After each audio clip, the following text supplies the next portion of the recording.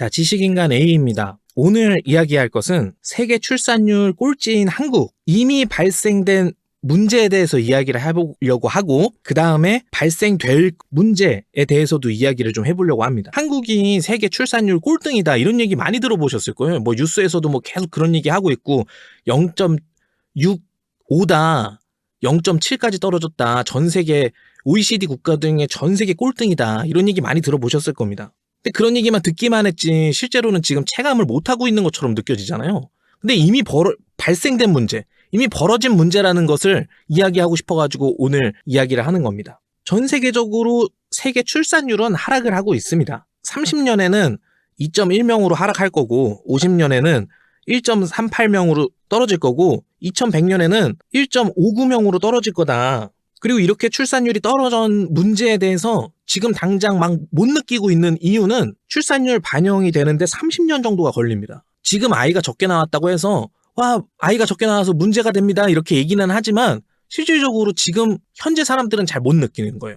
왜냐면 한 30년 정도가 지나야지 이 출산율이 낮은 거에 대한 반영이 되기 때문에. 한국은 24년도에 0.75명으로 세계 꼴찌입니다. 뭐 23년에는 홍콩이 꼴등이고 한국이 바로 꼴등에서 2등 정도, 뭐 이 정도였었는데, 뭐 그런 거는, 뭐 홍콩은 나라로 치기에는 좀 어려우니까, 일본도 그렇게 저출산이다 이렇게 얘기를 해도 1.14명입니다. 일본은 한국보다 30년 더 일찍 제도가 잡히고 한국의 30년을 미리 볼 수 있다 하는 게 일본을 보면서 배울 수 있다, 이런 얘기를 하잖아요. 근데 일본도 보고 배워야 되는 0.75명의 세계 꼴찌입니다. 일본도 겪어본 적이 없는 수치예요. 일본의 부동산, 일본의 투자, 뭐 일본의 상태를 보면은 한국의 미래가 보인다, 뭐 이런 얘기를 하는데 한국이 일본보다 더 잘하는 게 있는 겁니다. 출산율 꼴등이라는 거는 아주, 그 다음에 이제 뭐 안 좋은 죽음에 대한 것도 세계 1위가 우리나라죠.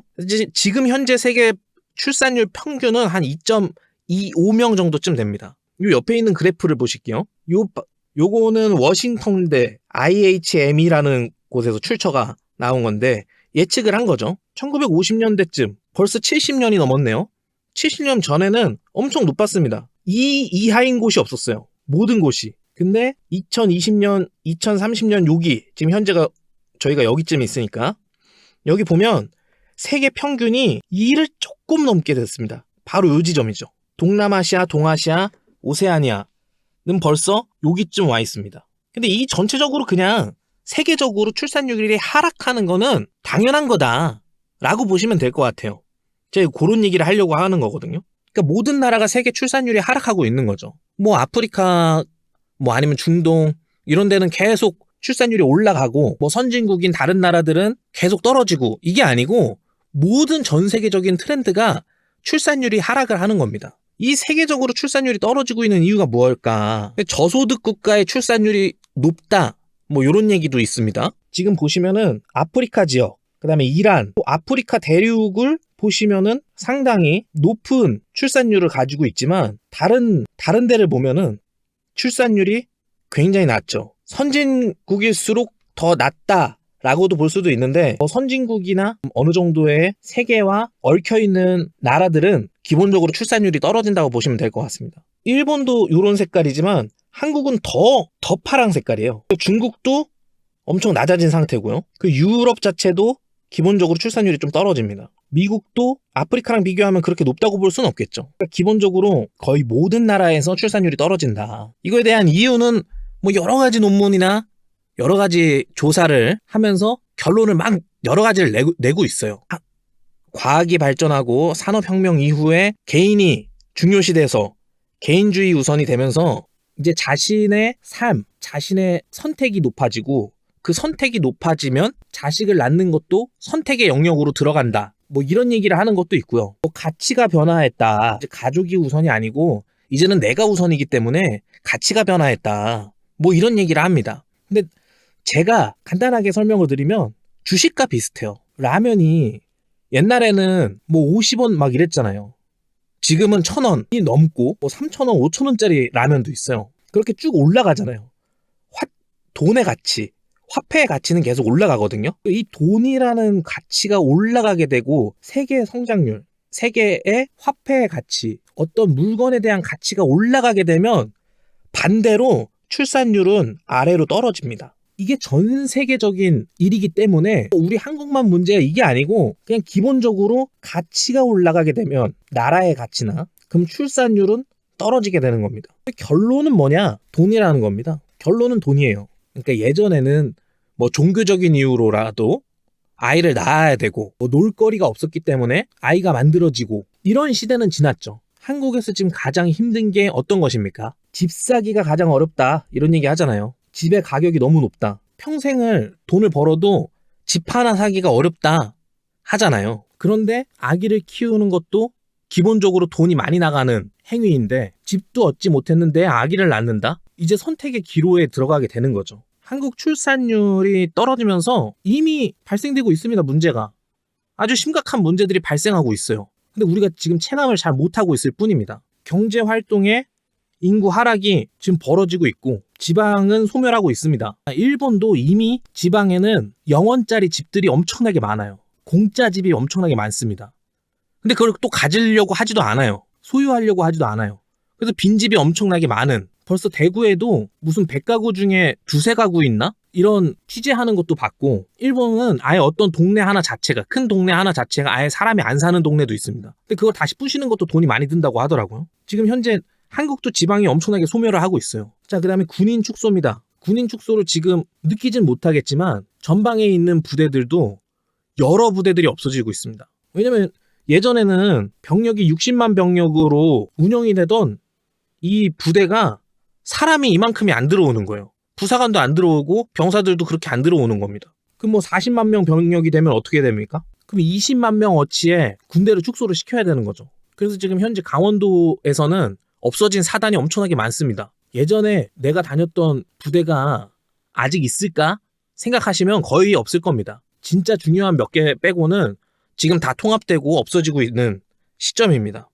자, 그래서 부동산 소멸도 같이 일어나고 있죠. 왜냐면 이건 제가 나중에 한국 부동산 분석편에서도 얘기를 좀 하겠지만 부동산 소멸이 벌써 일어나고 있습니다. 한국이 부동산의 값어치가 상당히 높은 편이라 제가 다니던 초등학교가 예전에는 한 100명 정도 다녔다가 제가 다닐 때는 뭐 4명, 5명 됐다가 폐교가 돼서 없어졌어요. 그 동네에 지금 사람이 얼마나 있을까요? 만들어진 집은 있는데 비어져 있는 집이 얼마나 많을까요? 지금 한 4% 남았다고 보는 거잖아요. 그것도 벌써 한 30년, 40년 전 얘기입니다. 그 동네 얘기도. 그럼 그 빈집들을 누가 사냐? 사지도 않습니다.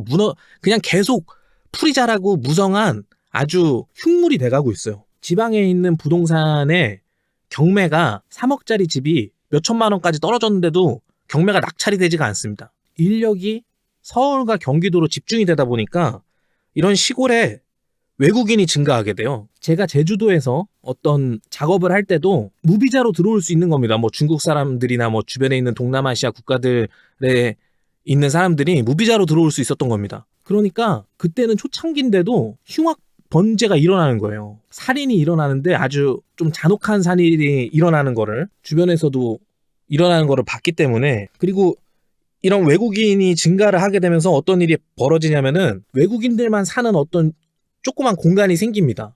근데 그 공간이 굉장히 범죄에 좀 취약해요. 그 동네를 가기가 좀 어렵습니다. 저녁에는 그 동네를 가기가 좀 어렵습니다. 이런 게 지금 진짜로 벌어지고 있는 일입니다. 지금 지방에 있는 아파트 단지가 있는데 3분의 1이 매매로 나왔어요. 3분의 1보다 더 넘게 매매로 나오고 있습니다. 뭐 이런 너무나도 많아가지고 더 언급을 할 수가 없는 그런 너무 많은 것들, 지금 제가 얘기한 것보다도 더 많은 문제들이 발생이 되고 있는 거죠. 자, 그래서 결론을 좀 얘기하려고 합니다. 오늘 하고 싶었던 얘기는 무엇이냐면 한국이 출산율이 많이 떨어진대. 어떡하지? 어떤 방법을 해야 되지? 이런 생각을 하는 게 아니고 이미 출산율이 떨어진 걸로, 이미 예전부터 떨어지고 있던 그 출산율 때문에 지금 이미 벌써 벌어지고 있다라는 겁니다. 사건들이, 문제들이. 근데도 계속 질질 끌어요. 어떻게 해결할 생각을 하지 못하고 있습니다. 이런 얘기 되게 많이 하더라고요. 이민자 정책을 바꿔서 이민을 많이 받으면 된다, 그만큼. 근데 한국에 이민을 오려고 할 수준이 너무 높습니다. 한국 사람이 되기 위해서 외국인들이 거쳐야 될 단계가 너무 커트라인이 높아요. 이게 이민자를 받겠다는 정책이 아니거든요, 거의. 근데 또 이민자를 아무렇게나 받아도 또 문제가 됩니다. 프랑스나 유럽, 뭐 난민들을 뭐 받아주고 이랬잖아요. 그게 결국 경제에 도움이 됐냐라고 보면은 그렇지 않습니다. 원래부터 섞여있던 나라, 다른 여러 민족들이 섞여있던 나라, 뭐 미국이나 원래 태생부터가 여러 민족들이 섞여져 있는 상황이 아니라면 다른 쪽에 있는 사람들의 이민을 받기가 굉장히 어렵습니다. 지금 한국에 중국인이 제일 많습니다. 실제로 겪은 거지만 서울에 있는 몇몇 구역에서 치안이 그렇게 좋지가 않은 곳도 있어요. 뭐 제가 정확하게 어디라서 찝고 얘기하진 않겠지만 이미 다 알고 있는 사실 아닙니까? 문제가 될 때 이민자를 받으면 된다. 하지만 그런 얘기 하는 거는 그냥 위에서만 그냥 얘기만 하는 거예요. 얼마 전에 어느 자치도에서 실행했던 동남아시아 분들을 취직을 시켜주고 거기서 이제 활동할 수 있게 하는, 지방이 소멸하고 있으니까 그런 프로그램을 했다가 다시 폐지를 했어요. 왜냐면 문제가 생겼으니까. 왜냐면 결국 들어왔다가 취업 자리를 만들어주고 취업을 시켜줬지만 다시 거기서 다른 걸로 돌아가거든요. 다른 일로 돌아가든지 다른 일을 하게 되거든요. 그래서 1년 만에 없어졌습니다. 그 프로그램이. 어느 지자체라고 얘기는 하진 않겠지만 이제 한국 자치 내에서 이런 게 해결 불가능하다는 거를 인지를 하면 좋을 것 같아요. 출산율이 떨어져서 이민자를 받는다, 외국인들을 받는다, 이것도 현실적인 타협이 아닌데도 계속 그 얘기만 주장하는 사람들이 있습니다. 그럼 출산을 지금 간접 지원을 엄청나게 많은 금액을 하고 있거든요. 몇 조가 들어가는 돈을 하고 있습니다. 그럼 직접 지원을 하면 되냐? 실제로 정말 아이를 낳으면 뭐 1억을 준다 라고 하면은 출산율이 올라가냐? 올라간 나라도 있습니다. 유럽에. 근데 그게 해결 방안은 아니에요. 그 돈만 받기 위해서 발생되는 문제들이 또 계속 생길 겁니다. 근데 지금 제가 얘기하고 싶은 것 중에 요건 좀 화가 나는데, 한국은 간접 지원이 너무 높아요. 직접 지원으로 좀 바꿔야 됩니다. 출산을 했을 때 뭐 5천만 원을 줍니다, 이런 거가 아니고 아이를 보내는 어린이집, 내가 직장을 다니고 있어도 아이가 어릴 때 키울 수 있는 상황 등 어린이집이 정부 지원을 해준다던가 뭐 이런, 아이가 있어서 나갈 돈이 너무 많아, 이런 얘기를 안 하는 직접 지원적인 방안이 좀 있었으면 좋겠다라는 생각이 좀 듭니다. 자, 그러면 전 세계적으로 인구가 줄어들고 있는데 요거를 4차 산업 형태로 들어가지 않으면 해결이 불가능하다고 보여집니다. 자, 어떤 거냐? 4차 산업 하면 IT 이런 게 접목이 되면서 여러 사람의 몫을 하거나 아니면은 인력을 대체하는 그런 산업의 형태로 들어가야지 될 것 같은데, 그것도 또 정답이다라고 보기에는 또 어려워요. 제가 아까 전에 첫 번째도 말씀드렸지만 출산율이 국가에 반영되기까지 30년이 걸립니다. 한국은 1년에 100만 명 가까이 아이를 낳던 그런 베이비붐 세대 때가 있습니다. 30년 전에는 60만 명 정도로 줄어든 거예요. 지금 요즘 현재는 23만 명으로 줄어든 겁니다. 이게 뭐냐면은 100만 명씩 아이가 나오고 있을 때는 100만 명에 맞는 인프라가 구성이 됩니다. 근데 벌써 우리나라는 30년 전에 40만 명이 떨어지는 인프라가 만들어진 거예요. 지금 40만 명이 떨어진 상태인 사람들이 이제 30대, 40대가 된 겁니다. 이렇게. 그럼 예전에 100만 명이던 인프라로 만들어 놓은 상황인데 벌써 60만 명으로 줄어든 상황은 벌써 30년 전에 일어난 일입니다. 그럼 40만 명이 줄어든 그 느낌이 점점 침식을 당하고 있어서 우리가 잘 못 느끼고 있었지만 23만 명으로 지금 요즘에 떨어진 출산율 1년에, 그러면 이 100만 명 인프라로 만들어 놓은 게 이제 5분의 1로 줄어든 거예요. 그럼 나머지 5분의 4 인프라는 어떻게 됩니까? 건물로 따지면은 한국에 5천만 채가 있다면 그러면 1,000만 채만 쓰고 나머지 4천만 채는 사람이 없는 거예요. 어떻게 해야 될까요? 지금 이미 40%가 떨어진 세상을 살고 있습니다. 이 40% 떨어진 분들이 지금 한국을 이끌어가고 있는 세대입니다. 이 100만 명대 세대는 거의 은퇴하거나 지금 일자리의 끝자락에 있는 거죠. 역피라미드 형식으로 지금 되어 있는데, 지금 여기서 쓰던 인프라를 이렇게 좁은 사람들이 이용하게 되면 집이 남아 돌겠죠. 새로운 신규 직원이 없겠죠. 나보다 막내가 없겠죠. 지금 중소기업이나 다른 데 보시면 30살 중반 정도만 돼도 막내인 겁니다. 그런 데도 되게 많아요. 그래서 오늘 지식인간 A에서 얘기하고 싶었던 이야기는 이미 벌어지고 있는 상황이다. 그리고 헤쳐나가기는 굉장히 어렵다. 그 사실을 받아들여야 된다라고 얘기를 하고 싶었습니다. 한국도 지금 경제 위기에 있고 굉장히 내수시장이 안 좋은 상황인데, 그것도 아래쪽 인구가 탄탄하게 있었다면, 소모해주는 인구가 탄탄하게 있었다면 이 정도로 내수가 떨어지진 않았겠죠. 지금 내수가 떨어지는 이유도 인구가 줄어든 것도 어느 정도 한 몫을 하고 있다고 보는 겁니다. 다른 여러 가지 상황들도 있지만 기본적으로 그 나라의 문제에 기초 발판으로 들어갈 수 있는 거가 출산율이 저하된 일을 꼽을 수가 있는 거죠.